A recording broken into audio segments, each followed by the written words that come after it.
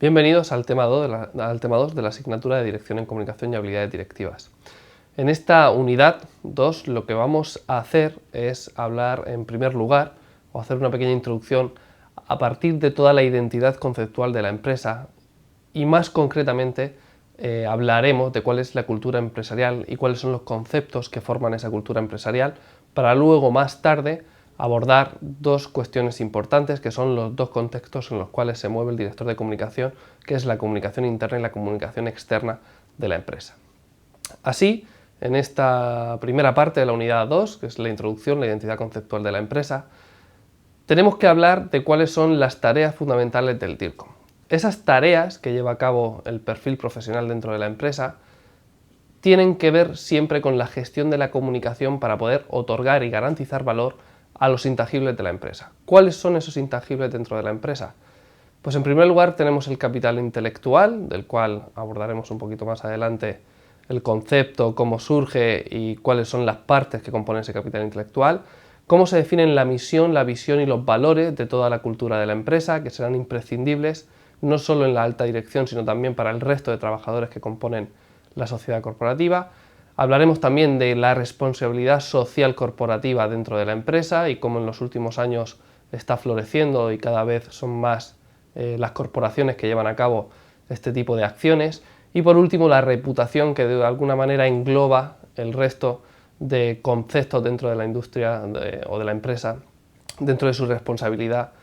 cultural, de responsabilidad social y de responsabilidad con los trabajadores. Todos estos intangibles que componen el capital de la empresa o los intangibles que podemos encontrar dentro de una empresa representan toda la idea o la identidad conceptual de la empresa sobre la que el propio director de comunicación, una vez que estén definidos todos estos conceptos, puede trabajar tanto en el carácter interno como en el carácter externo de la comunicación de la empresa.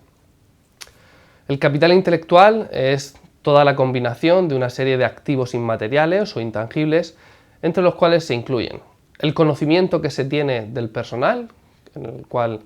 tenemos los trabajadores de nuestra empresa, la capacidad para aprender y adaptarse en el medio tanto interno y externo de la empresa, las relaciones que se establecen con los clientes, los proveedores y en general con todos los stakeholders que tiene la empresa, la definición de cuáles son las marcas o la identidad de marca que tiene nuestra empresa,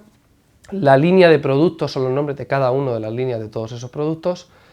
por ejemplo también los procesos internos y también la capacidad que tiene la empresa para generar I+D y otras cuestiones también que engloban todo el capital intelectual que se tiene dentro de la empresa o de una organización. Los componentes fundamentales que se llevan a cabo, que se tienen en cuenta para establecer el capital intelectual, están dados por dos unidades principales, que son el capital relacional y el capital estructural, y esos dos aspectos fundamentales o esos dos conceptos son los que nos llevarán a identificar y valorar el capital humano que se tiene dentro de la organización. El capital humano, si no lo conocéis, pues tenemos aquí una definición de lo que podría ser. Se refiere al conocimiento, tanto explícito como tácito, útil para las empresas que poseen las personas y equipos, así como a su capacidad para regenerarlo, es decir, su capacidad para aprender. Un rasgo muy importante del capital humano es que, en primer lugar, la empresa no lo posee, porque siempre es algo del perfil que tiene el trabajador. No se puede adquirir en propiedad, nosotros no podemos adquirir el capital humano que tiene una persona, lo podemos de alguna manera durante un tiempo tener activo para nuestra empresa, pero en el momento en el que el trabajador deja de ser empleado nuestro, ese capital humano se pierde. Y por último, solo se puede alquilar durante un periodo de tiempo, que es el tiempo que el trabajador está en nuestra empresa. De otro lado tenemos el capital relacional, que se refiere a todo el conjunto de relaciones que se van estableciendo en la empresa y que se mantienen tanto con el exterior como con el interior, o bien con algunos aspectos como podría ser la organización directiva o los empleados a una escala o a un nivel mucho menor. Dentro de este concepto se incluyen aspectos como cuál es la lealtad que tienen los clientes, cuál es la satisfacción o el nivel de satisfacción que tiene el cliente, cómo es la notoriedad de la marca, la reputación de la empresa, etc. De otro lado tenemos el capital estructural u organizacional, que es el conjunto de conocimientos que es propiedad de la empresa y que queda en la organización cuando todas las personas de alguna manera la abandonan, ya que es independiente de las mismas. Con lo cual todo este conocimiento siempre queda de forma perpetua para la empresa, independientemente de que luego las personas salgan de ella. Aquí se incluyen aspectos tan importantes como la cultura organizativa, los procesos de reflexión estratégica, la propiedad intelectual, las tecnologías o los procesos de innovación. Otro aspecto fundamental a la hora de establecer la identidad cultural y corporativa de la empresa es establecer o crear la propia misión, visión y valores que nos permiten establecer ese marco conceptual de la cultura empresarial.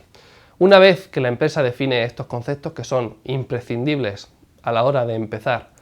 cualquier tipo de actividad, deben conocerlos a todos los niveles, es decir, es tan importante que se conozcan a nivel directivo como se conozcan a nivel de los empleados.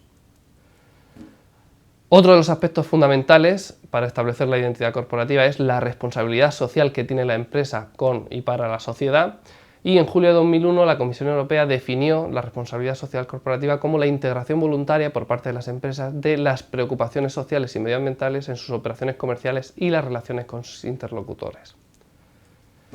Y por último tenemos la cuestión de la reputación, un elemento clave para el funcionamiento o el buen funcionamiento de nuestra empresa, tanto de carácter interno como de carácter externo. Y la reputación consiste en los juicios o valoraciones que se realizan sobre la imagen de la empresa por parte de los clientes, competidores, empleados potenciales y otros stakeholders. Con lo cual, una vez que hemos definido todos estos conceptos que hablan de la identidad corporativa, de la identidad cultural de todas las empresas y que son de alguna manera intangibles, empieza el trabajo de director en comunicación en dos contextos fundamentales. De un lado la comunicación interna y de otro lado la comunicación externa.